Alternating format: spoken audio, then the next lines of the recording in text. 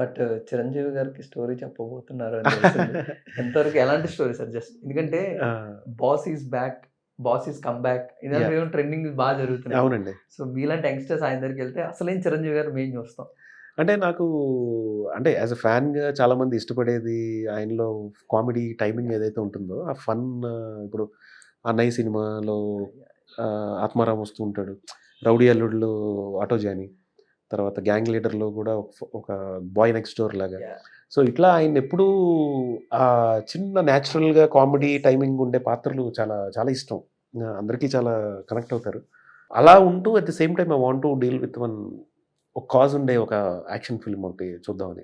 So, already దాని మీద రాసుకుంటున్నా. But definitely ఆయనకైతే చెప్పే ప్రయత్నం అయితే చేస్తా.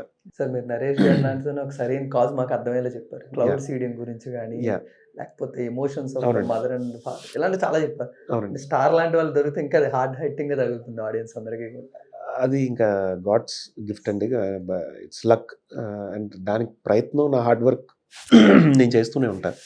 అది ఎప్పుడొస్తే అప్పుడు I will wait. Yeah! Sir మీకు స్టార్ హీరోస్‌తో మంచి ర్యాపో ఉంది. యాహ్! అండ్ వాళ్ళ దగ్గర నుంచి చూసారు. వాళ్ళ వర్కింగ్ స్టైల్ అవును. తెలుసు. అవునండి. ఆల్మోస్ట్ వాళ్ళని ఎలా హ్యాండిల్ చేయాలో కూడా తెలుసు. ఖచ్చితంగా. సో, వాళ్ళని కన్నా ఇప్పుడు 'నరేష్' గారిని గాని, యాహ్! 'సత్యదేవ్' గారిని ఇలాంటి వాళ్ళని హ్యాండిల్ చేసినప్పుడు మీరిచ్చే ఇన్‌పుట్స్ ఏంటి సార్ వాళ్ళకి? వాళ్ళ దగ్గర ఆహ్, నుంచి చూసొచ్చారు కాబట్టి యాహ్! వీళ్ళని ఎలా డీల్ చేస్తారని? అండ్ వీళ్ళు డీలింగ్ ఏం లేదండి. ఇప్పుడు యంగ్‌స్టర్స్ అందరూ ఒకటే వైబ్‌లో ఉన్నారు అందరూ. యాహ్! అందరూ ఆకలి మీద, హంగ్రీ మీద ఉన్న ఆర్టిస్ట్‌లా ఉన్నారు.